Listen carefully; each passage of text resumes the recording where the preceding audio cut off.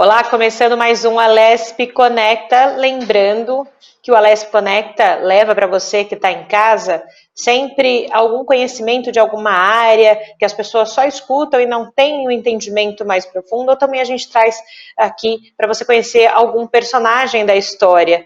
E hoje nós vamos conversar com o Max Mu, ator e produtor cultural, co-organizador da homenagem a Luiz Gama. Lembrando que recentemente aqui na Alesp tivemos um ato solene com uma homenagem póstuma ao Luiz Gama. Então, obrigada por ter vindo aqui ao Alesp Conecta para contar um pouco sobre essa figura tão particular e importante para a história do Brasil. Obrigado pelo convite, eu que agradeço. Eu sei da agenda de vocês e que bom que a gente está podendo falar disso hoje, né? Foi muito importante ter essa homenagem do Luiz Gama na Alesp. Mais uma homenagem, né? Eu estou na coorganização da homenagem a Luiz Gama em 3 atos, que inclui a caminhada de Luiz Gama. Todo ano, dia 24 de agosto, um grupo de pessoas se reúne no Largo do Aroche e caminha até o Cemitério da Consolação para homenagear Luiz Gama. E por que a gente faz esse trajeto, né? Ele é uma das ações mais longas e mais antigas de homenagem a Luiz Gama. Luiz Gama, quando ele morreu em 1882, 24 de agosto de 1882, Raul Pompeia escreveu 10 páginas sobre como foi o enterro de Luiz Gama. E ele dizia, resumindo bastante tudo que ele dizia, falava assim: quando me contaram, achei que era mais uma mentira dos escravocratas. Aquele grande irmão, aquele amigo, aquele herói não poderia ter caído. Quando me aproximei ao carro fúnebre, já percebi que era verdade. Eram tantas pessoas em prantos, tantas pessoas a dar consolo à viúva, que eu já me assustei. E alguém, no meio da multidão, decidiu levar o caixão de mão em mão do Brás ao Cemitério da Consolação. E assim se fez uma das maiores procissões, que foram se chegando, aos poucos toda a gente, juntaram-se ao todo mais de 4.000 pessoas nessa procissão. São Paulo, naquela época, tinha aproximadamente 41.000 habitantes. Sem Facebook, sem telefone, sem WhatsApp, se reuniu 10% da população. E no mesmo dia, né? Essa matéria que o Raul Pompeia fez, se eu não me engano, saiu 8 dias depois. A imprensa era muito lenta, tudo era muito lento. Mas o Luiz Gama, ele era um grande comunicador daquela época. Né? Ele era um advogado que não conseguiu concluir o curso na faculdade de Direito porque ele foi expulso. Porque era negro e, além de negro, ele entendia que o direito não estava sendo feito de forma direita, né? Já que o direito garantia a legalidade da escravidão para os escravocratas. E aí ele discutia isso e ele não conseguiu concluir porque ele era extremamente incômodo por ser negro e ser questionador daquele sistema. E Luiz Gama escreveu um livro de poesias naquela época, o que já é difícil hoje você conseguir escrever, publicar, etc. Ele escreveu um livro de poesia.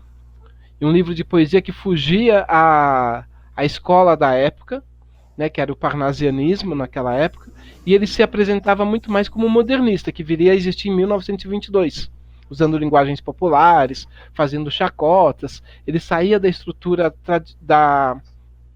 do pensamento acadêmico da poesia. Sim. Luiz Gama publicou vários jornais na época, então ele era muito conhecido no meio jornalístico. Um deles é o Diabo Coxo, que foi um dos mais famoso porque ele era o primeiro jornal ilustrado, republicano e abolicionista ao mesmo tempo. Então ele se espalhou pela cidade. Pois a gente vai entrando um pouco na história do Luiz Gama, né, jornalista, e ele é uma figura essencial na questão do movimento abolicionista aqui no Brasil, né? E também, claro, no estado de São Paulo. Eu queria que você falasse um pouquinho sobre esse lado do Luiz Gama. Luiz Gama, ele acatava causas gratuitas quando era questão da abolição, da liberdade. A primeira lei de abolição no Brasil aconteceu em 1831. Depois, a segunda lei de abolição aconteceu em 1851. Em 1832, praticamente todos os países já tinham feito suas abolições.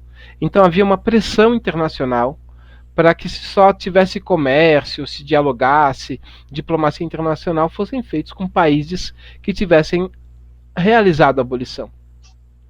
De 1851 a 1888, o Brasil viveu na ilegalidade por conta própria. E Luiz Gama usava essas duas leis nos fóruns, nos tribunais, alegando que era lei para inglês ver. Porque a Inglaterra exigia isso, exigia que existisse uma lei, mas ela não fiscalizava a lei.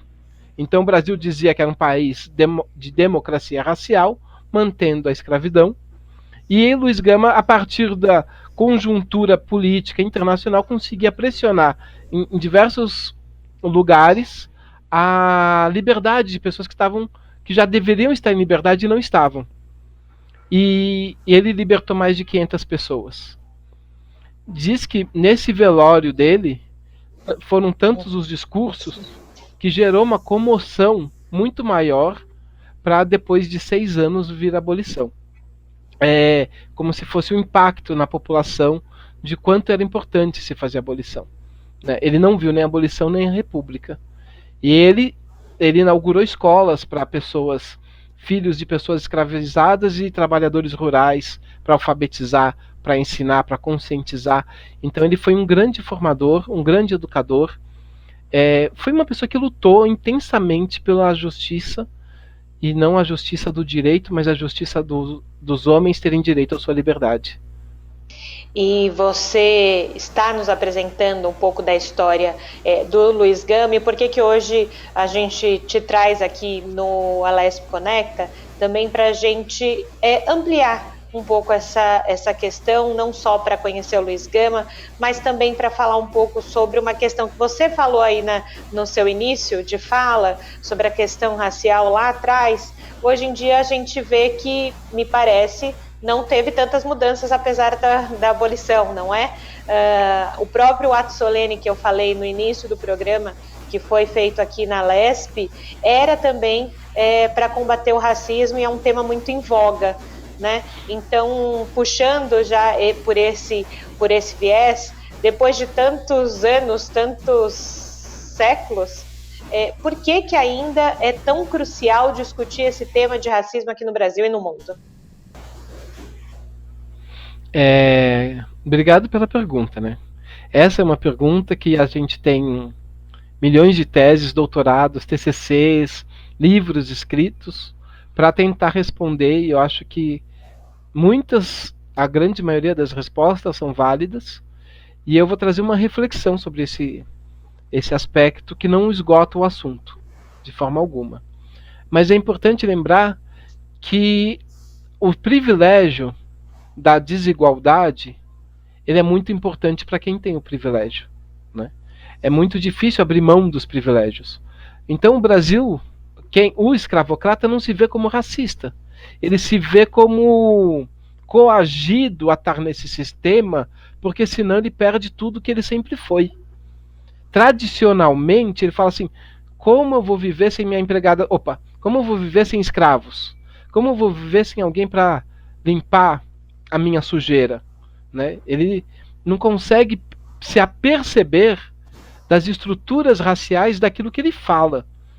Eu tenho uma paráfrase que eu gosto de fazer, e com licença, né, a todas as pessoas que não entendem ironia, metáforas e algumas provocações, eu gosto de dizer, quando alguém diz assim: os brancos só escravizaram os negros porque os índios eram preguiçosos, eu falo: não, o branco escravizou o negro porque ele é preguiçoso, vagabundo e violento. Porque se ele gostasse de trabalhar, ele chegava vendo o índio plantando mandioca e falava: amigo, posso trazer minha enxada e plantar contigo? Pode, tem terra para todo mundo, então vamos plantar e comer junto. Se ele gostasse de trabalhar, não precisava escravizar ninguém. Ele mesmo vinha aqui, fazia o filho dele e todo mundo ia para a roça. Então, quando ele concebe que ele não pode pôr a mão na massa, não pode pôr o pão, tá ombro a ombro com o trabalhador, ele está dentro de uma estrutura que o aprisiona numa virulidade. O aprisiona dentro de um sistema onde ele não consegue se deslocar de um falso patamar de hierarquia, porque essa hierarquia não existe. E quando eu falo que essa hierarquia não existe, voltando para os tempos atuais, a gente vê como a gente foi mal educado aqui no Brasil e como se depende da terceirização dos nossos serviços primários. Estamos falando da babá, estamos falando da empregada doméstica, do motorista, da sensorista do elevador, que às vezes a gente não consegue apertar um botão no elevador, né? Lógico que numa condição que se criou muita segregação e essas pessoas já ocupam um espaço econômico de trabalho e já nasceram nessa condição, lógico que a gente também não pode simplesmente assim falar, olha, então não vamos ter mais isso. Né, você vai criar todo um processo econômico. Mas fazer uma crítica desse sistema que racializa as placas de elevador. Quando você tem um elevador de serviço que não passa um piano dentro, que não passa uma carga pesada dentro, e um elevador social igual, do mesmo tamanho, né, tem uma contradição gramatical aí. Porque quem hoje em dia pega um elevador social no seu prédio residencial e não vai prestar um serviço em algum lugar? Todo mundo lá está a serviço de alguém em algum lugar. Mas quando você quer separar quem é mão de obra e quem não é, quem contrata e quem é contratante, você já cria na nossa raiz todas as segregações necessárias para compor o racismo. Historicamente, no Brasil, racismo foi sobre povos indígenas e negros, trazido pelos europeus. E esse sistema organizou a economia do Brasil, os privilégios, e a nossa sociedade está organizada desta forma. Se tornar antirracista é desorganizar esses princípios que nos tornam em oportunidades desiguais. Agora, o que fica muito latente, né, você falar historicamente, né, são muitos anos isso acontecendo, muitos anos, séculos, né, a gente está falando de anos, mas, né, muito tempo acontecendo, e ainda há uma parcela da população, enfim, que acha que não é necessário discutir sobre, que às vezes um lado se coloca num lado só de vítima, né, então eu queria que você falasse desse aspecto também. Né? Acho que é importante a gente discutir isso. Às vezes se coloca que, mas só se coloca o lado do vitimismo, como é que, né, não se pode ser só esse lado. Como é que se entende o que é ser vítima, o que não é ser vítima? As pessoas acham que não, muitas vezes, muitas pessoas podem achar que o racismo é algo inexistente, mas talvez numa palavrinha, numa questão que as pessoas aprenderam e já escutam desde sempre e se torna para o ouvido talvez natural, para as pessoas não é natural que ouvem essas coisas, né? Eu queria que você falasse um pouquinho sobre isso, porque às vezes as pessoas não entendem que nos mínimos detalhes, nas mínimas coisas, se pode haver racismo também, né? É importante a gente perceber que o ser humano, ele não é apenas carne e osso, mesmo que seja ateu, né? O ser humano também tem uma subjetividade. Ele também é formado por aspectos psicológicos, filosóficos. E ele vai vendo o mundo e ele se procura nesse mundo. Ele tenta se encontrar, ele tenta se achar. E quando o mundo o vê, também começa a dizer quem ele é. Então, quando você está fora de um contexto ou dentro de um contexto muito específico e começam a te estigmatizar, pode ser, por exemplo, um dia as mulheres se descobrem mulher, ela nasce criança, e um dia ela percebe que os olhares para ela é diferente, e aí ela começa a perceber que ela tem que se adequar a uma situação, porque ela começa a ser sexualizada, sensualizada, não é, nem sempre é ela que começa, né? De repente isso é um olhar que forma a sua subjetividade. E a negritude você vai, quando você entra num shopping e o segurança te para e não para o seu amigo que chegou depois ou que chegou antes, você começa a perceber que a sociedade te olha e te trata diferente. Isso vai formando uma subjetividade e vai formando uma personalidade. Quando isso, e cada pessoa, cada entidade psicológica vai reagir de um jeito. O tímido de um outro, de um jeito. Uma pessoa um pouco mais ousada de outro. Cada pessoa vai reagir isso de um jeito. Quando a gente fala de vitimismo, para pessoas brancas, a gente está querendo dizer aquela pessoa que diz que tudo é o problema do outro, né? Que ela não é responsável por nada e tudo é culpa de todo mundo. Então, quando se usa vitimismo entre pessoas brancas, você está dizendo isso. Ah, você acha que tudo... E você? Né, não levanta? Não sai para trabalhar? Isso pode acontecer com índio, com negro, com branco, com amarelo. Em algum momento. Quando a gente está discutindo racismo, a gente está discutindo que em 95% das empresas brasileiras, os negros recebem 50% menos que os brancos. Que a promoção para um negro demora 5 vezes mais para sair e não sai.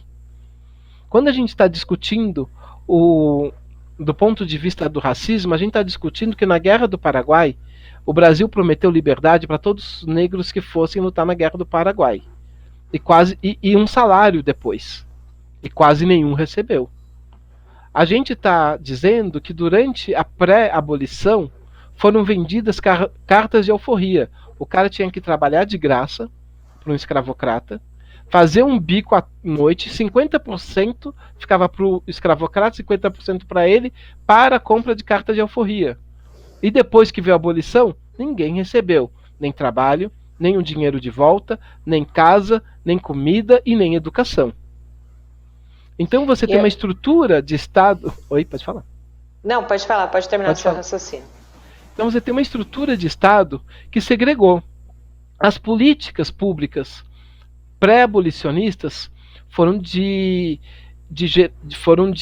segregação e sempre de prevenção, né? Colocando policiais, quase sempre negros, contra os negros.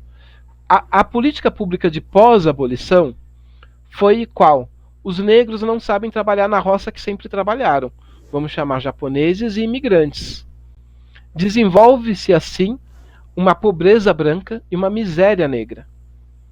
Criam-se bairros para trazer imigrantes do Japão, da Itália, da Holanda, de todo um mundo europeu e do leste europeu, para vir trabalhar, né, nas fazendas ou nas lavouras ou nas fábricas de tecelagem, excluindo a inclusão daquela população. Havia uma meta de branqueamento do Brasil, como se branqueamento fosse estar mais desenvolvido. E aí quando alguém vem falar de vitimismo, ele não está entendendo esse aspecto estrutural que segregou de oportunidades. As escolas públicas começaram a chegar nas favelas, nos bairros mais pobres, a partir de 1988. Então a maioria dessas pessoas, e nós hoje temos nos dados 12 anos a 8 anos em média de desigualdade.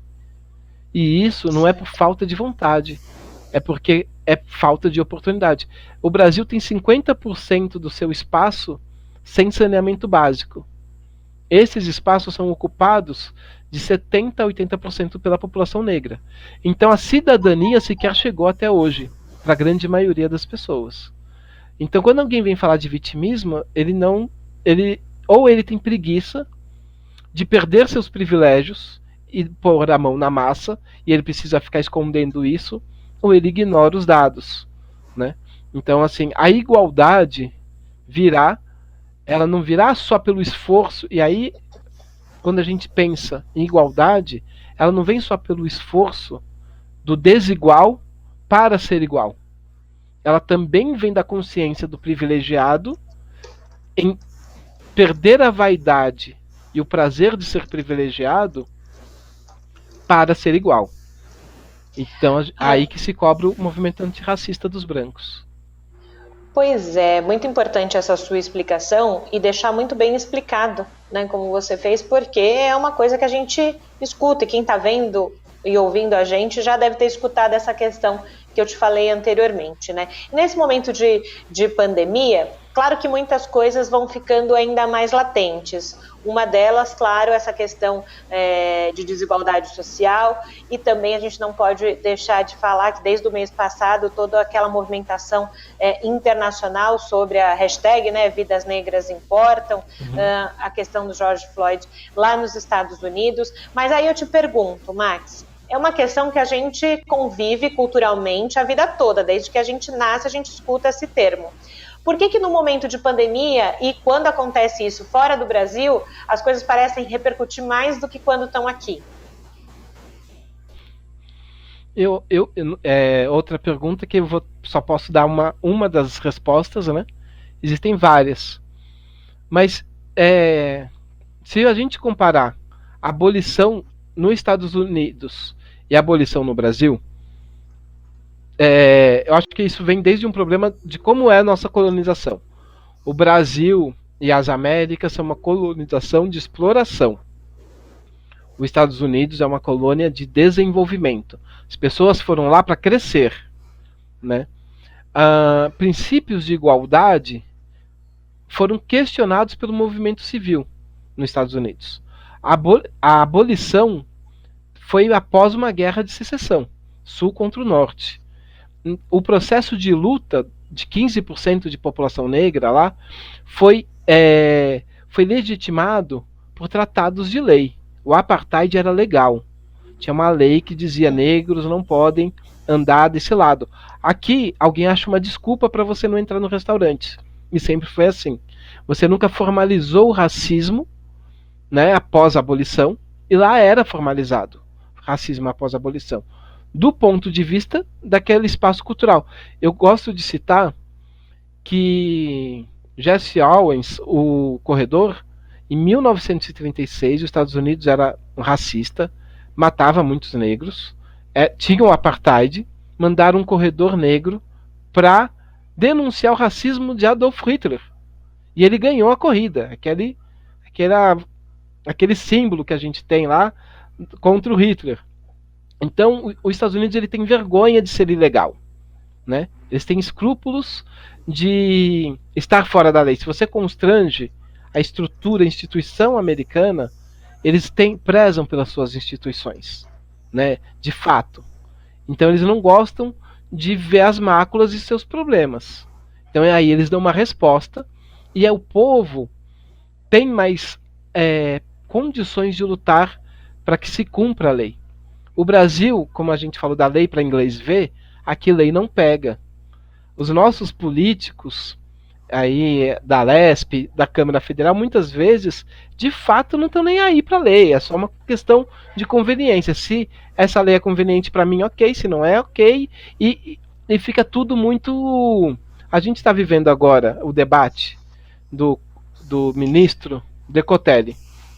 Um monte de gente mentiu no currículo, entre os ministros, e só sobre um pesa a mentira para que ele não possa exercer o cargo dele. A gente teve uma ministra no governo Temer que falou: eu preciso ganhar acima do teto como todos os outros. Ela foi ridicularizada, ela foi retirada, saiu depois, mas não ganhou acima do teto.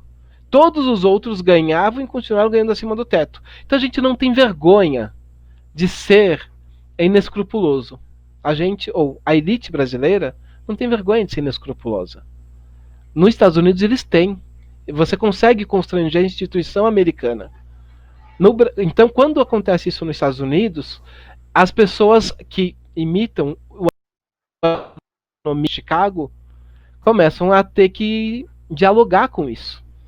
Mas aqui dentro, eles não têm importância. O governador do Rio de Janeiro comemora que a polícia matou alguém, mas não comemora que alguém se formou numa faculdade, não comemora que inaugurou uma faculdade, não comemora que muitas pessoas fizeram um trabalho maravilhoso na escola. Os nossos governadores, os nossos prefeitos não trazem para a gente o resultado acadêmico das escolas, não desenvolvem feiras de ciências magníficas. Eles só se preocupam em segurança pública. E aí tem uma coisa muito triste, que eu gosto de pensar que um país nunca vai ser civilizado quando a segurança pública for a insegurança pública. Para quem está em Copacabana ou em Ipanema, com seu reloginho caro, olhando o morro, vendo o caveirão entrar no morro, e sente assim, que bom que a polícia está me trazendo segurança lá. Pelo menos estão trabalhando. Quando ele fala isso, todas aquelas pessoas que estão morro acima estão sentindo medo de morrer. O trabalhador, a criança de 8 anos, a criança de 9 anos, quem nunca viu uma droga, quem nunca quis pegar em droga, quem nunca fez algo desonesto está com medo de morrer. Enquanto uma sociedade tiver uma segregação gramatical da palavra segurança, a gente não constrói civilização. Segurança pública é segurança para todos os cidadãos. Não dá. Então, a segurança de um, para não perder o relógio, não pode ser o risco da vida do outro. Isso é um país que coloca algo tão grave num ponto de desigualdade e sem querer discutir racismo, a gente não vai construir não dá nenhum passo no sentido de uma civilização que possa ser uma economia próspera, forte e líder de alguma coisa no planeta Terra. E é por isso que a gente trouxe esse tema aqui no Alesp Conecta. A gente sabe que é um tema muito amplo. Vou te falar, Max, que a gente mal começou a conversar e já estamos no final do programa. Então eu já te faço um outro convite para você voltar numa segunda oportunidade para a gente falar mais sobre e discutir mais sobre esse tema que as pessoas precisam realmente conhecer e falar sobre, viu, Max? Nossa, já está no final? Obrigado. Já praticamente eu só tenho um minuto. Desculpa, eu não sei nem se eu te cortei, se ia falar mais alguma coisa. Pode comentar aí. Não, pode finalizar, porque realmente eu só tenho um minuto agora, Max. Obrigado pelo convite. Eu acho que a gente pode aí aprender sempre. Eu acho importante essa troca. Obrigado pelo espaço que nos garante essa voz aí na Lesp. E que a gente possa construir aí uma civilização de segurança, seja segurança para todos, a partir da igualdade, da equidade e da justiça humana que Luiz Gama lutou por todos nós e nós continuamos lutando por ele. E dia 24 de agosto e 23 a gente vai estar fazendo homenagem em 3 atos para Luiz Gama. Perfeito. Esse Max Mu, obrigada por ter falado hoje aqui com a gente. A gente volta numa próxima oportunidade. Obrigado. Você quer rever esse programa que está acabando agora e também toda a programação da Rede Alesp? É fácil, corre lá no YouTube da Assembleia Legislativa e também em todas as nossas plataformas das redes sociais. Eu fico por aqui. Tchau!